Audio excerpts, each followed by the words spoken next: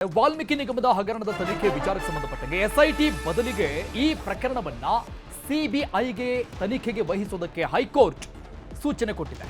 ರಾಜ್ಯ ಹೈಕೋರ್ಟ್ನಿಂದ ಮಹತ್ವದ ಆದೇಶ. ಎಸ್ಐಟಿ ಬದಲಿಗೆ ಈ ಒಂದು ಪ್ರಕರಣವನ್ನ ಸಿಬಿಐ ತನಿಖೆ ಮಾಡಬೇಕು ಅಂತ ರಾಜ್ಯ ಹೈಕೋರ್ಟ್ನಿಂದ ಮಹತ್ವದ ಆದೇಶವನ್ನ ಹೊರಡಿಸಲಾಗಿದೆ. ಸಿಬಿಐ ತನಿಖೆಗೆ ಈವರೆಗೆ ಇದ್ದಂಥ ನಿರ್ಬಂಧ ಎಲ್ಲವೂ ಕೂಡ ತೆರವುಗೊಳಿಸಲಾಗ್ತಾ ಇದೆ. ಎಲ್ಲ ಆಯಾಮದಲ್ಲೂ ಕೂಡ ಸಿಬಿಐ ತನಿಖೆಗೆ ಆದೇಶ ಮಾಡಲಾಗಿದೆ. ಸಿಬಿಐ ತನಿಖೆ ಕೋರಿದ್ದ ರಾಜ್ಯ ಬಿಜೆಪಿ ನಾಯಕರು ಎಸ್ಐಟಿಗೆ ಬೇಡ, ಸಿಬಿಐಗೆ ಕೊಡಬೇಕು ಅಂತ ಅರ್ಜಿಗಳನ್ನು ಹಾಕಲಾಗಿತ್ತು. ಕೋರ್ಟ್ಗೆ ಮನವಿಯನ್ನ ಮಾಡಿಕೊಳ್ಳಲಾಗಿತ್ತು. ಅದನ್ನ ಈಗ ಪುರಸ್ಕಾರ ಮಾಡಲಾಗಿದೆ ರಾಜ್ಯ ಹೈಕೋರ್ಟ್ನಿಂದ. ವಾಲ್ಮೀಕಿ ನಿಗಮದಲ್ಲಿ ನಡೆದಿದ್ದ 187 ಕೋಟಿ ಹಗರಣ ದಾಖಲೆಗಳನ್ನ ಸಿಬಿಐಗೆ ಹಸ್ತಾಂತರ ಮಾಡುವುದಕ್ಕೆ ಎಸ್ಐಟಿಗೆ ಸೂಚನೆ ಕೊಟ್ಟಿರುವುದು ರಾಜ್ಯ ಹೈಕೋರ್ಟ್. ವಾಲ್ಮೀಕಿ ಹಗರಣದಲ್ಲಿ ರಾಜ್ಯ ಸರ್ಕಾರಕ್ಕೆ ಭಾರಿ ಹಿನ್ನಡೆ ಆಗಿದೆ.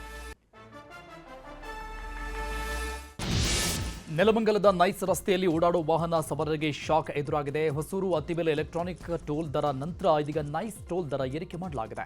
ನೈಸ್ ರಸ್ತೆ ಟೋಲ್ ದರ ಏರಿಕೆಯಾಗಿದ್ದು 10% ರಿಂದ 15% ಏರಿಕೆಯಾಗಿದೆ. ಪೀಣ್ಯ ಫ್ಲೈಓವರ್ ಮೇಲೆ ಯುವತಿಯೊಬ್ಬರು ಡೆಡ್ಲಿ ರೈಡ್ ಮಾಡಿದ್ದಾರೆ. ಫ್ಲೈಓವರ್ ಮೇಲೆ ಒನ್ ವೇ ರೋಡ್ನಲ್ಲಿ ಲೇಡಿ ಹೆಲ್ಮೆಟ್ ಹಾಕದೆ ಡೆಡ್ಲಿ ರೈಡಿಂಗ್ ಮಾಡಿದ್ದಾರೆ. ಪಕ್ಕದ ರಸ್ತೆಯಲ್ಲಿ ಹೋಗ್ತಾ ಇದ್ದ ಪ್ರಯಾಣಿಕರ ಮೊಬೈಲ್ನಲ್ಲಿ ಈ ವಿಡಿಯೋ ಸೆರೆಯಾಗಿದೆ.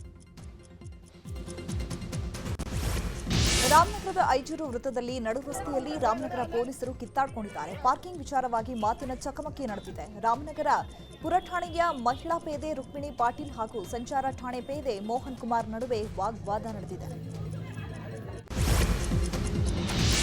ಕೇರಳದ ಕುಂಬಳೆಯಿಂದ ನಾಪತ್ತೆಯಾಗಿದ್ದ ಪ್ರೇಮಿಗಳು ಉಡುಪಿಯಲ್ಲಿ ಪತ್ತೆಯಾಗಿದ್ದಾರೆ. ಇಂದ್ರಾಳಿಯ ರೈಲು ನಿಲ್ದಾಣದಲ್ಲಿ ಸಾಮಾಜಿಕ ಕಾರ್ಯಕರ್ತರು ಪ್ರೇಮಿಗಳನ್ನು ಪತ್ತೆ ಮಾಡಿದ್ದಾರೆ. ಪರಸ್ಪರ ಪ್ರೀತಿ ಮಾಡ್ತಾ ಇದ್ದ ಪ್ರೇಮಿಗಳಿಗೆ ಮನೆಯಲ್ಲಿ ವಿರೋಧ ವ್ಯಕ್ತವಾಗಿತ್ತು. ಮನೆ ಮಂದಿಗೆ ಸೂಚನೆ ನೀಡದೆ ಜೋಡಿ ನಾಪತ್ತೆಯಾಗಿತ್ತು. ಹುಡುಕಾಟ ನಡೆಸಿದ್ರೂ ಯುವಕ ಯುವತಿ ಪತ್ತೆ ಆಗಿರಲಿಲ್ಲ. ಕುಂಬಳೆ ಪೊಲೀಸ್ ಠಾಣೆಯಲ್ಲಿ ನಾಪತ್ತೆ ಪ್ರಕರಣ ದಾಖಲಾಗಿತ್ತು. ಪ್ರೇಮಿಗಳನ್ನು ಕುಂಬಳೆಯ ಪೊಲೀಸರಿಗೆ ಒಪ್ಪಿಸಲಾಗಿದೆ. ಭಾರತಕ್ಕೆ ಯುಎಸ್ ಓಪನ್ ಸೂಪರ್ 300 ಕಿರೀಟ ಲಭಿಸಿದೆ. ಬಿಡಬ್ಲ್ಯೂಎಫ್ ಚಾಂಪಿಯನ್ ಆಗಿ ಕಾರ್ಕಳದ ಆಯುಷ್ ಶೆಟ್ಟಿ ಪ್ರಶಸ್ತಿಗೆ ಭಾಜನವಾಗಿದ್ದಾರೆ. 2023ರ ಬಳಿಕ ಭಾರತಕ್ಕೆ ಮೊದಲ ವಿದೇಶಿ ಬ್ಯಾಡ್ಮಿಂಟನ್ ಗೌರವ ಲಭಿಸಿದೆ. 47 ನಿಮಿಷಗಳ ಕಾಲ ಸಾಗಿದ ಫೈನಲ್ನಲ್ಲಿ 4ನೇ ಶ್ರೇಯಾಂಕದ ಆಯುಷ್ ಶೆಟ್ಟಿ ಕೆನಡಾದ 3ನೇ ಶ್ರೇಯಾಂಕಿತ ಬ್ರಿಯಾನ್ ಯಾಂಗ್ ಅವರನ್ನ 21-18, 21-13 ಅಂಕಗಳಿಂದ ಗೆಲುವು ಸಾಧಿಸಿದರು. ಇದು ಯಾಂಗ್ ವಿರುದ್ಧ ಆಯುಷ್ ಸಾಧಿಸಿದ 3ನೇ ಗೆಲುವಾಗಿದೆ. ಹಿಮಾಚಲ ಪ್ರದೇಶದಲ್ಲಿ ಭಾರಿ ಮಳೆಯಾಗ್ತಾ ಇದ್ದು ಪ್ರವಾಹ ಪರಿಸ್ಥಿತಿ ನಿರ್ಮಾಣವಾಗಿದೆ. ಧಾರಾಕಾರ ಮಳೆಗೆ ಬಿಯಾಸ್ ನದಿ ಉಕ್ಕಿ ಹರಿತಾ ಇದೆ. ಬಿಯಾಸ್ ನದಿಯ ನೀರಿನ ಮಟ್ಟ ಏರಿಕೆಯಾಗಿದ್ದು ಪ್ರವಾಹದ ಆತಂಕ ಮನೆ ಮಾಡಿದೆ. ಹಿಮಾಚಲ ಪ್ರದೇಶದಲ್ಲಿ ಬೆಂಬಿಡದೆ ಸುರಿತಾ ಇರುವ ಮಳೆಯಿಂದಾಗಿ 10 ಜಿಲ್ಲೆಗಳಿಗೆ ರೆಡ್ ಅಲರ್ಟ್ ಘೋಷಿಸಲಾಗಿದೆ. ಕರ್ಸೋಂಗ್, ಧರಂಪುರ, ಪಾಂಡೋಹ್ ಮತ್ತು ತುನಾಗ್ ಪ್ರದೇಶದಲ್ಲಿ ಪ್ರವಾಹ ಉಂಟಾಗಿದೆ. ನದಿಗಳು ಉಕ್ಕಿ ಹರಿತಾ ಇದ್ದು ಇಳಿಜಾರು ಪ್ರದೇಶಗಳಿಗೆ ಮಳೆ ನೀರು ನುಗ್ಗಿ ಅವಾಂತರ ಸೃಷ್ಟಿಯಾಗಿದೆ.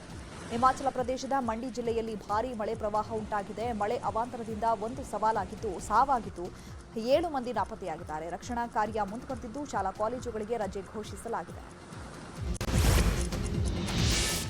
ಖ್ಯಾತ ನಿರೂಪಕಿ ನಟಿ ಅಪರ್ಣಾ ವಸ್ತಾರೆ ನಮ್ಮನ್ನ ಅಗಲಿ ಇವತ್ತಿಗೆ 1 ವರ್ಷ. ಇವತ್ತು ಅಪರ್ಣಾ ಪತಿ ನಾಗರಾಜ್ ವಸ್ತಾರೆ ಹಾಗೂ ಕುಟುಂಬಸ್ಥರು ಸೇರಿ ಮನೆಯಲ್ಲಿಯೇ ವೈಕುಂಠ ಸಮಾರಾಧನೆಯನ್ನ ಮಾಡಿದ್ದಾರೆ.